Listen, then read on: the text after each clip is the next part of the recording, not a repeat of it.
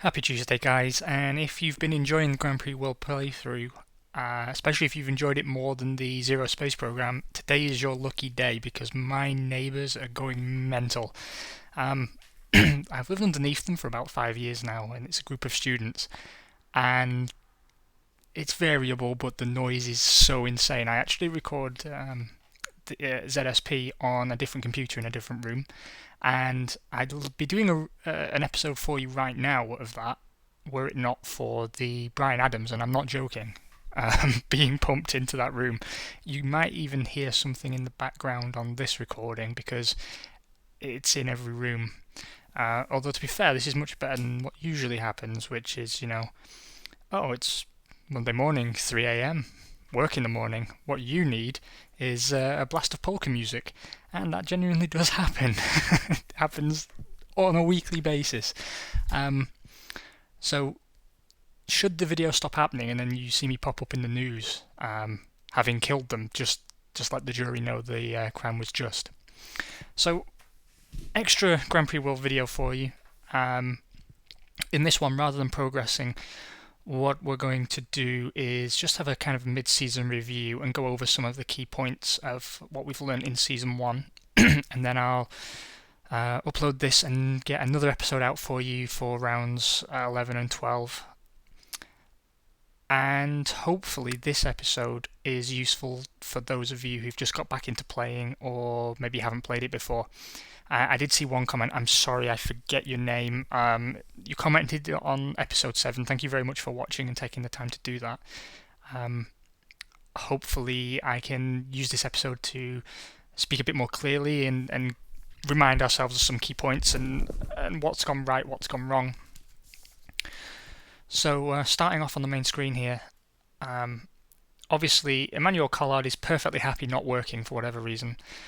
And given that we've managed to pick up some points, I don't know if it's more weird that we have 3 departments that don't have a massive morale problem, although morale isn't fantastic, or it's more weird that John Barnard, the guy who designed the car, who is, or at least led the project for the car, which is now bringing in points, is unhappy. I'm guessing that is to do with us not testing.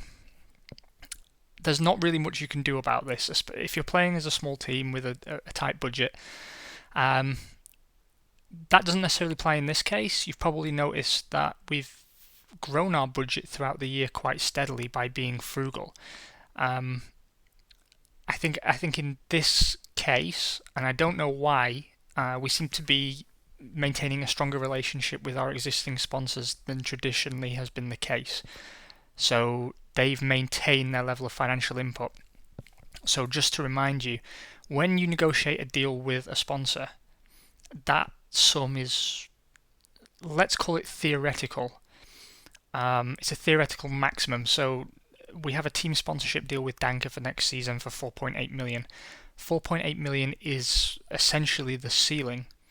And as our relationship with them fluctuates and as our results fluctuate, you'll see our cash go up and down, and I can demonstrate that for you with a quick look at our finances. So what you can see is we've had an upward trend in our balance.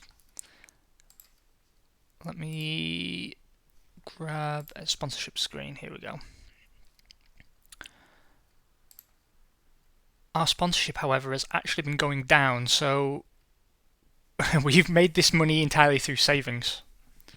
That's what we've learned. So as you can see, we were pulling in 1 million over the course of round 1, the weekend of round 1. You don't take that as solid cash. That's not money that's actually you're not going to feel the benefit of that entire sum, because what you tend to find happening is you pay a lot on travel costs. In fact, we can take a look now at how much traveling to Germany will cost us. Oh, it was there. So it's $250,000 to get the team to Germany from the UK.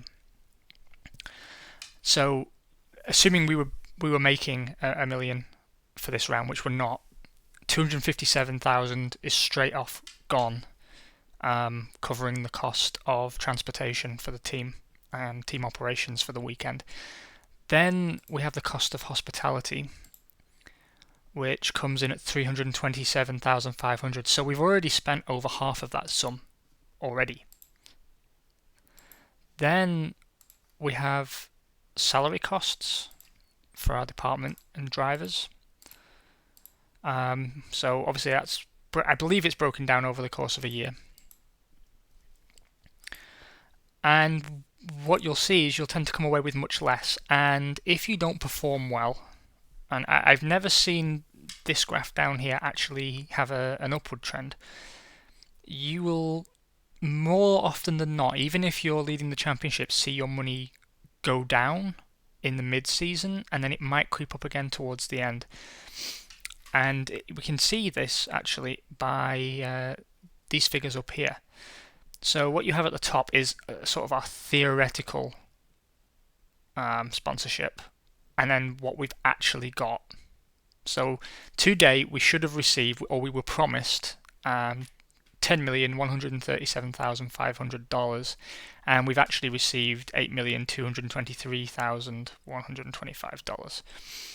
And that breaks down on a per race breakdown as let's call it $1 million a race, and we're now receiving $822,312. And this is one of the great things about this game, because this is very much what we've seen with, particularly with struggling teams in real life. In fact, the Arrows team in 2000 sold, I think it was 2000, maybe it was 99, sold space, and you can go look this up, sold space to a company called T-, and there was this whole big thing tied into it, and I believe the guy was going to come on as their commercial manager as well, and that deal fell through and they didn't receive a penny. Caterham as well, for those of you whose reference to F1 is more recent, you'll know if you look back at some of the comments from Tony Fernandez before Caterham finally died, that a lot of his sponsors were receiving car space for free. I also know around the time this game is set, Williams were one of the more successful pioneering teams in terms of sponsorship, in that they monetized the greater area of the car primarily because what you agree is very rarely what you get. And they also began offering sponsorship arrangements whereby, if you remember the BMW Williams era where they were quite prominently sponsored by Hewlett-Packard, what they got in exchange for that was not necessarily entirely financial, but sort of access to high-tech equipment. So they provide computers for the team, maybe access to a supercomputer for reviewing data. So sponsorship in the real world is very complicated, and it's mimicked to some degree in this game. Again, one of the great features of it. So if you are coming back into this game, or you've never played it before, just keep an eye on this and expect your money to go down on a per race basis. Also, as a small team, do not worry about maintaining good relationships with your sponsors, because you just cannot do it. It just cannot be done. There are two strategies for managing your sponsorship relations, and you can see which side my bread is buttered. The one method is to put most of your staff on your hospitality quality and have a smaller number negotiating contracts. So here we have 5% of our marketing staff dealing with hospitality, plus an extra 3% split between the three guests. And that's a perfectly legitimate way to work. There'll be plenty of arguments back and forth from different players telling you one way is better than the other. My honest opinion is I've tried it the other way, and it's very hard to make an objective judgment, because every time you play the game you're going to get different results, and you can't hold a scientific test. It isn't possible. Things can even change between saves. You can perform an action and then reload the game, perform the same action, and have a different result. So, you might find that you test one one way and make no progress. You test the other way and get an instant result, but you might just have a great synergy between you and that sponsor. You may have got lucky and pulled in a great race result the previous round. There's so many variables. To me, the reason I do this is, can you imagine having, I don't know, a staff of 100 working in your commercial department, and you put 80 of them laying out tables and folding napkins and making sure the salt shaker's full and escorting supermodels around the pits, and then you've got sort of 8 or 9 dudes back at the factory freaking out, handling all the legal stuff. Again, the game doesn't really simulate to quite that degree, but I think it's much more beneficial to put sort of 30% of the team dealing directly with Goodyear. And the reason I can also say that that's a valid strategy is there are many playthrough guides for Minardi that suggest you don't offer any hospitality at all in your first season, or maybe only Monaco. So you can get through the game without providing hospitality to sponsors, and that's a question that I find very hard to answer. Is what I spend on hospitality actually worth it? I would like to think yes, given the amount of money you can spend per round, that it should provide a value. And if you want to go into the game data and look at the underlying data, then there are people who've done that. I believe you'll find guides somewhere where people have really dug into the numbers of this game and will tell you exactly how everything works. I thought about doing that for you, and then I thought, well, if you're like me, you want to experience the game. A good example is something like Game Dev Tycoon. It's a great game to kill sort of half an hour on, but there's an algorithm to that game. There's a way that you can sort of optimize how you play. It can be very min-maxy, and I'm sure that there's an element of it. I mean, there is some randomization, but there's certainly an element of that there. And if you want to sort of, let's be honest, ruin the game for yourself, you can sort of dig into the numbers. That's not something I'm prepared to do, but by all means, whatever floats your boat. So we've covered the first screen. We've also covered the budget and sponsorship, actually. So let's go on to the technical department. I don't think what you've seen in this season so far has necessarily reflected the reality of our technology, and that's obviously a good thing. It's been randomized in our favor, and it does feel random. It does feel lucky. We have a car that handles at 50% of the theoretical potential for this specification.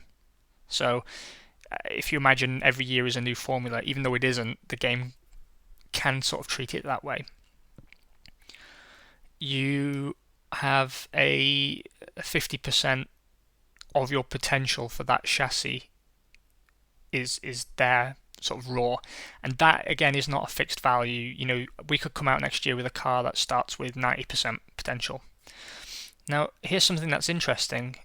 What you'll see here is the diffuser we developed theoretically adds 20%. Actually, no, it doesn't. I'm misreading that.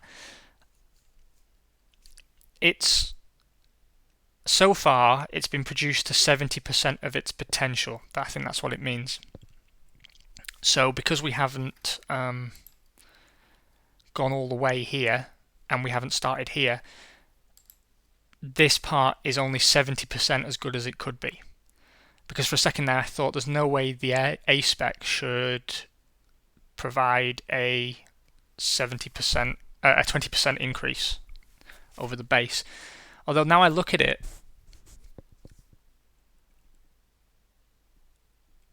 actually I've completely misread those statistics. I was looking at the wrong screen. I'm not even going to edit that out. We're all friends here. It's fine. I'm not even going to edit that out. I've been playing this game the best part of 20 years, and even I still completely embarrass myself. That was actually a readout of the A-Spec 1999 car. So we can't actually... I'm sure somewhere you can see the theoretical potential of your B-Spec chassis.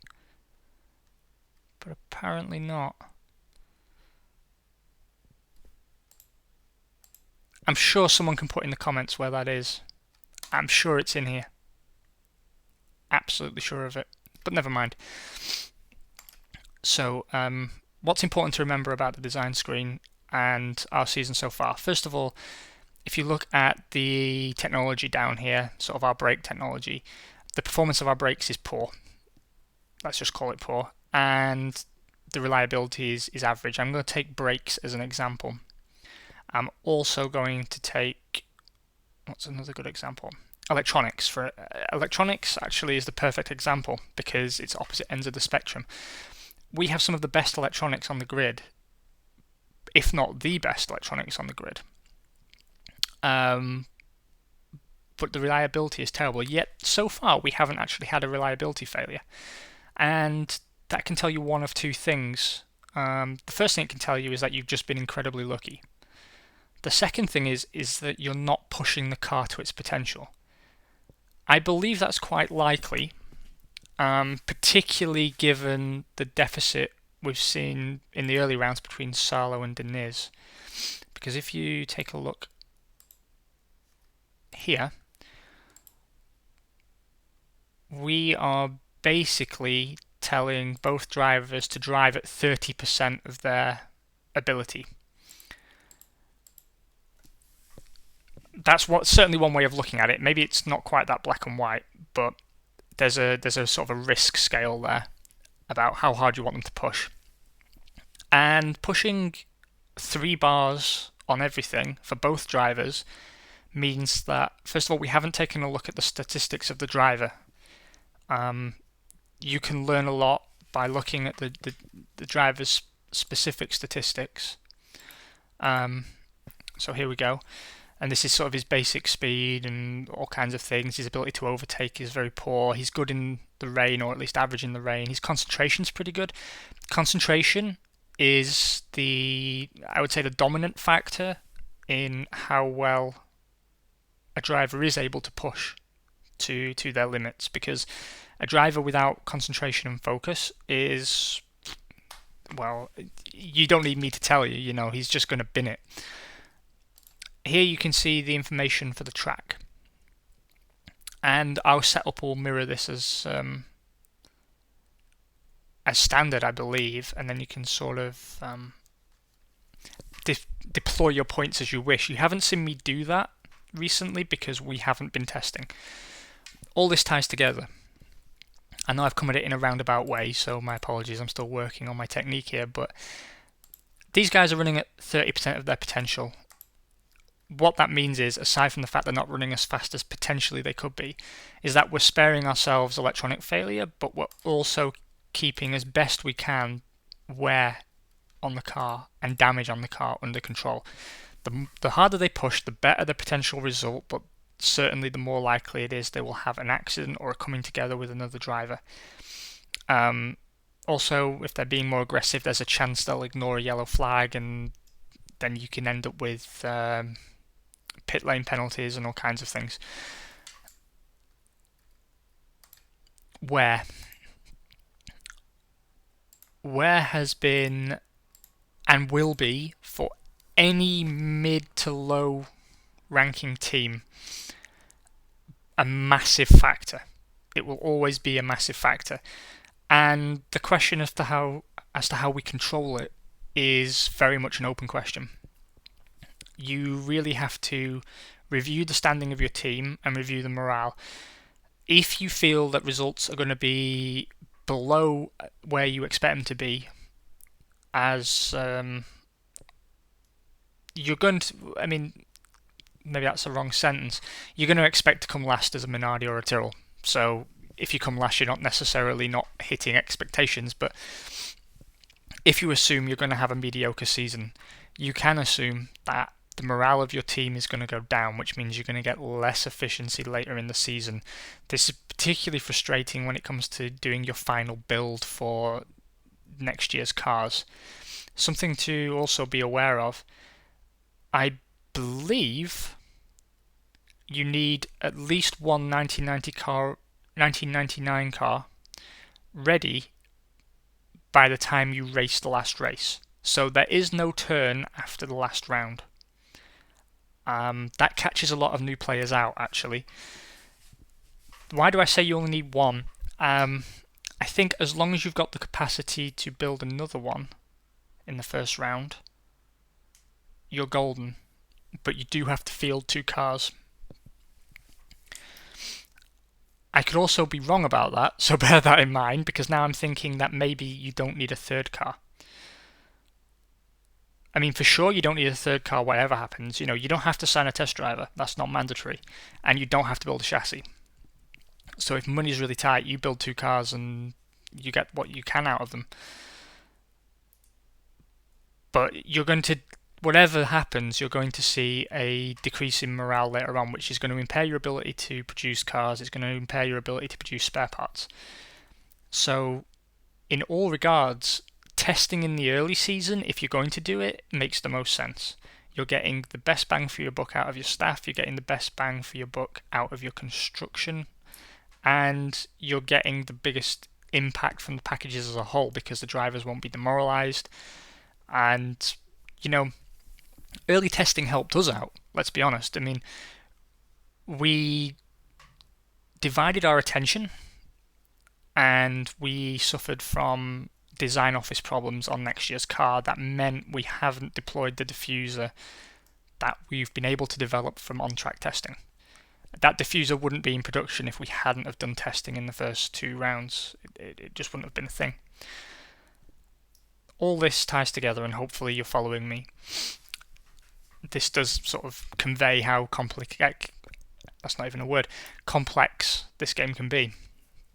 We've been making money, so clearly for us, and not for every team, but for us, paying for testing would not necessarily have been a problem. I expect our money to go down fairly sharply over the next few rounds, although I'm open to being proven wrong. And we'll need around 1.5 to 2 million to build next year's cars. So we might have as much as 1.2 million over what we need.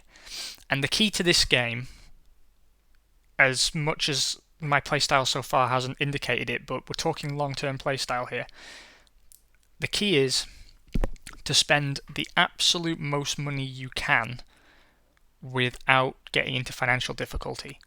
And that's a skill I've never perfected, and I still haven't perfected. And what I tend to run with massive budget surpluses because I don't spend money at the right time. And hopefully this advice kind of, or at least this notice, gets you to consider how you're deploying your budget when it comes into the season. I'm just really bad at monitoring that kind of stuff. I'm very tech focused. I'm certainly not driver focused. And there are many different ways to win the championship. And if you can deploy your budget better than me, then you're going to win championships earlier than me. And that's just the fact of the game as it is in real life. So in summation, how does it all tie together? I'm waffling on like a fucking idiot. All ties together this way. Manage your budget. That means managing testing, managing expectations, and managing where. It's okay not to qualify for a few rounds of the season if you have to. You're not going to get kicked out of the championship, but you will get kicked out of the championship if you haven't developed a legal car. Develop spare parts as sort of your key focus. You should always do what you can to keep the cars in the best condition you can. You're going to feel greater benefit from having a A-spec chassis with no wear and damage on it than you will from having a B-spec car that's 50% worn. You're going to see reliability problems from wear. You're going to see heavy performance penalty for any damage on your car. The car we're running for Mikasala with 4% damage, it's not significant in percentage terms, but it is significant in the effect it has on the car. Driver aids should be a secondary consideration, and they are, as with the design stages, listed in order of importance. You get the biggest benefit from active suspension, you get the least benefit from traction control. I don't know why that is. I would probably myself have put automatic gears and servo brakes below traction control, but my understanding of the game, and I forget who wrote the guide many years ago. I read this guide in sort of 2003, 2004 that gave me a lot of this insight. Explained that active suspension is the one you should be focused on first because that delivers the biggest gain. It's also the hardest one to develop, and we haven't shown you that yet so far, but what you can do is you can copy a design or develop your own. Once the progress bar is complete, you'll have a level 1 active suspension. As I explained in the very first episode of the season, that level is not constant. Technology moves on. If you have a level 2 active suspension and you don't develop it for 2 years or so, you'll come into season 3 and find it's a level 1, or maybe you don't even have a system that's legal anymore. Once you've completed your design, and it will only ever go up 1 bar at a time, by the way, so you complete this stage, you get a level here, and then you've got 2 choices. You can have it inspected by the FIA to guarantee its legality and then build it, and you're not penalised for doing that, by the way. It doesn't take an extra turn or cost anything. Or you can just go ahead and build it and apply it. Now, you can get away with running illegal driver aids. It's a risk. You will be disqualified if you're caught. How are you caught? The same way we catch other people, which is deploying your team. This here. You can assign members of your race team to essentially spy on the cars of your rivals during pit stops and on the grid, and you'll even get hints as to who to spy on in the news section. There will be comments in the press that the Prost generates very little brake dust, and that's sort of hinting at you that they're running some form of servo brakes. Whether they're legal or not, that's not really an indicator. Seeing that in the press does not mean it's necessarily an illegal driver aid. It just means there's one to be found. If you find a driver aid that is legal, even if it's illegal, you can basically file a complaint about it, or you can copy it. Copying it or complaining about it are mutually exclusive. Using one option takes away the other, and neither is guaranteed to be successful. You can complain about a driver aid only for the FIA to find, we didn't verify it, but now we have, and it's all legal. Same for copying. You can get a message back from your chief mechanic saying, this technology is just too advanced and we can't do anything with it. I don't really spy in this game. I have a look at rival cars just to know what they've got, but I don't tend to use these options so often. My default is to just complain about the driver aid. We call that pulling a Ferrari. Now, back to technology. Technology kind of translates. It's very hard to describe. It's all part of the design process of your chassis. So the better designed your chassis is, the better your technology is going to be, and the less work you have to do in season to bring the car up to scratch. My priority would be, as a back of the grid team, to focus on reliability, because, as I say, everything is interconnected. Every decision you make is interconnected with everything else. By not improving the electronics, excuse me, or the throttle, you are running with a deficient component that could fail. So that means, again, tied into the drivers have to back off to give it the best chance of making it to the end of the race. If that component fails, it doesn't classify as wear. Even though the car's not had a crash, it classifies as damage. And that means you're using a spare part you can ill afford to replace that component, repair the damage, and then you're running a car with greater wear than you have to. It's all suboptimal. It is all suboptimal. Developing the B package for this chassis was suboptimal. And I said that at the time. I've played this season reasonably, but badly. It's all been suboptimal because I'm trying to show you features, but if this had been off camera, I wouldn't have bothered developing that diffuser. For this exact reason. Because what we are doing is diverting construction materials and time onto this chassis improvement.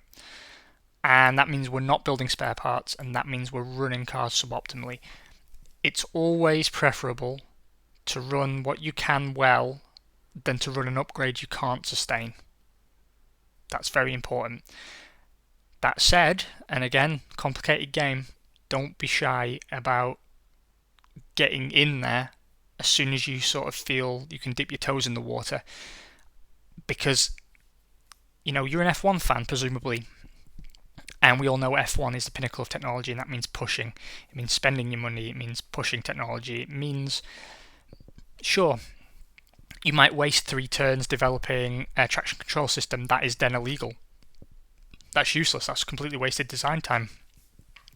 But that's why, as a mid or low grade team, driver aids are the last thing you should attack. That said, they can make a mediocre driver shine.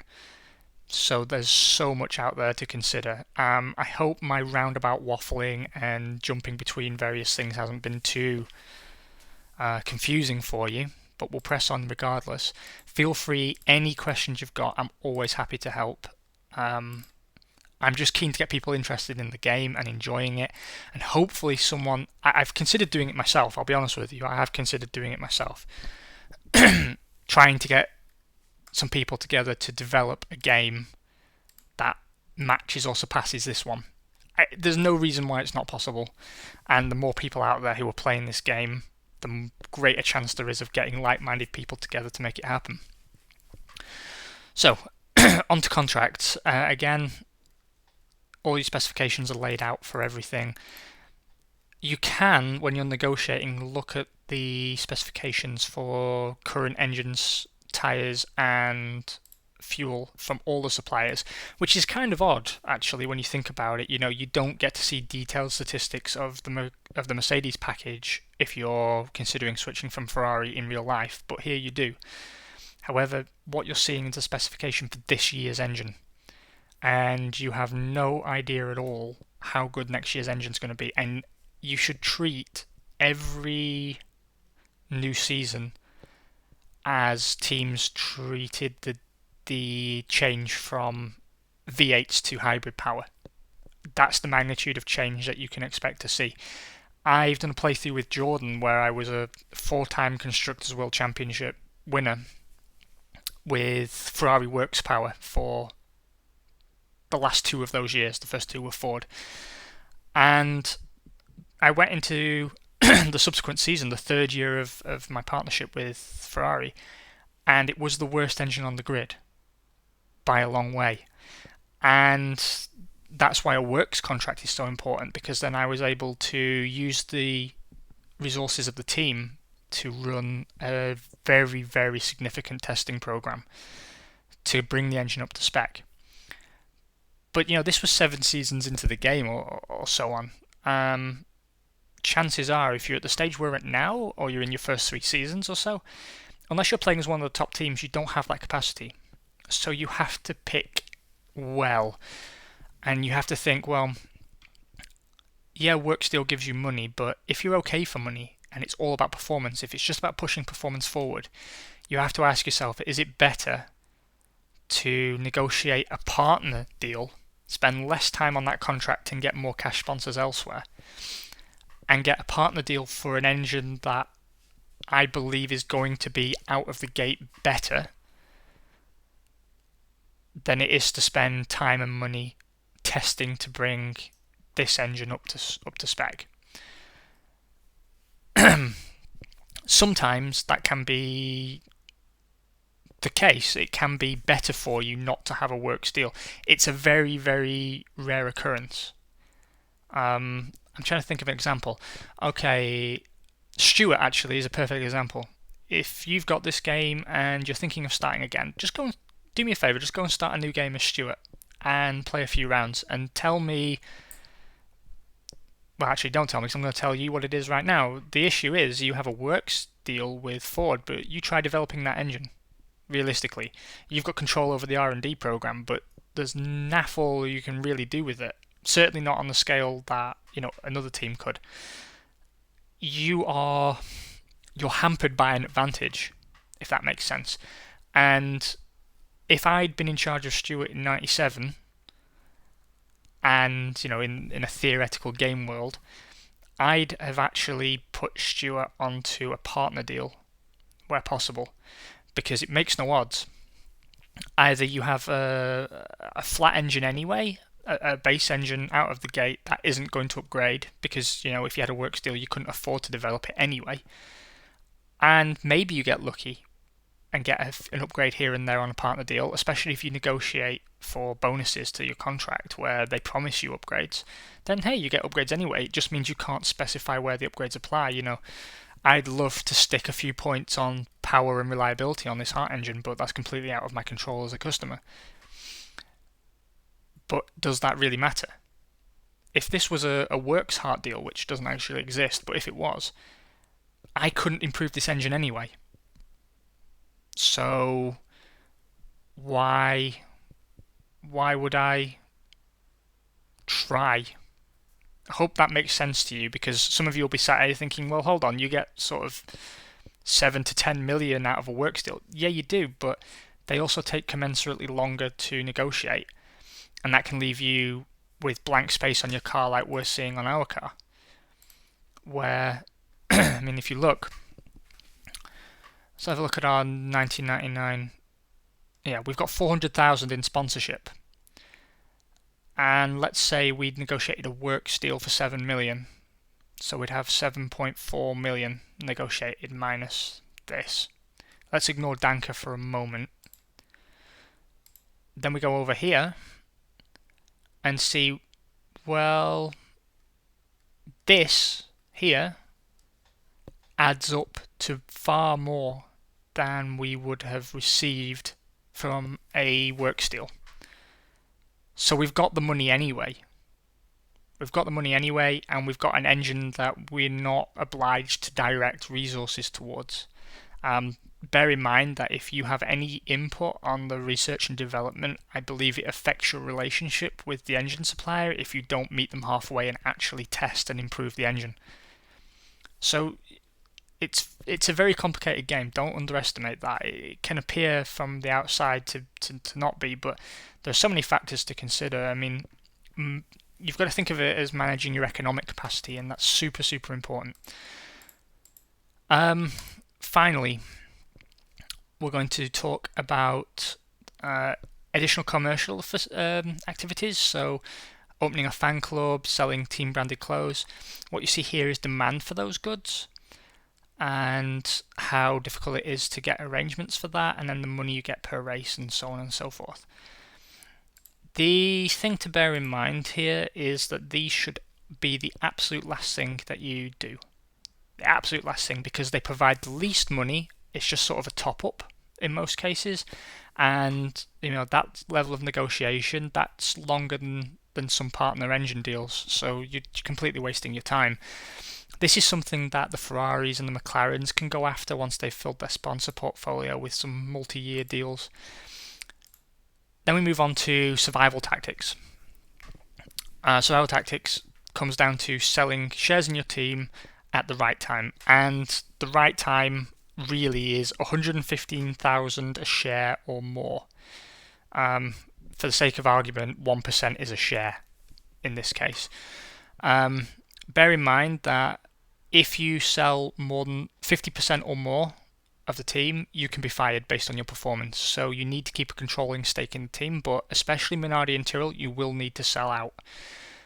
Now, share price, you'd think, given how complicated this game is, would be tied to your on-track performance and your sponsor portfolio and the financial health of the team. It's not. You can have the worst season ever as Minardi in the first season, and there will still come a time where you hit the 115,000 threshold.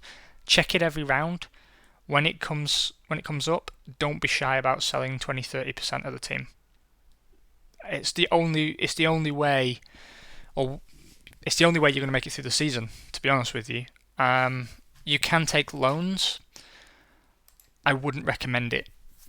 Managing your race to race budget is hard enough as it is without bearing in mind that you're paying 40% over 32 races on a sum of it. It gets difficult. What I would recommend is investing money. What that does is, again, be very careful with it. We can put, the minimum in this case is 4.8 mil, which we don't have. But say we had 10 mil in now, we could put 4.8 into this, and that money's gone for either 16, 32, or 48 races, and then we get back these sums. So if we put that money away for 48 races, we get an extra 2.1 million back. Why is that dangerous? Isn't it free money? No, it's not free money, because your budget is so liquid and so up and down that you can actually go bankrupt while having that money in an investment. It's stupid, but it's a game mechanic. So while realism is the aim of the game largely, you have to remember that in this case it's a game mechanic, and it's a good one. So there is advantage to be had in putting money away like there is in real life, but there's also a risk attached, so just bear that in mind. Let's talk about components and driver orders before we finish this one up. Driver orders here, very important. So morale of your drivers affects various things. Low morale drivers are going to perform badly, so both of these two are not performing at optimal, even though Deniz is picking up points. We can at any time bring Emmanuel Collard in,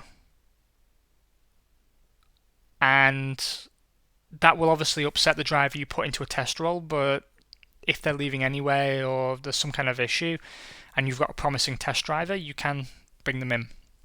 As I said in the first episode, developing young and test drivers as race drivers is very, very punishing, and you don't receive any financial benefit from doing so. You can't have a development contract. So, if we put Collard in a race seat next season, he would have 1 point on all his stats, or 2 maximum on any one. So he would be inferior to any other driver. He'd also be cheaper, to be fair, but you would still pay him, so why wouldn't you take a pay driver? That's the question you've got to ask yourself.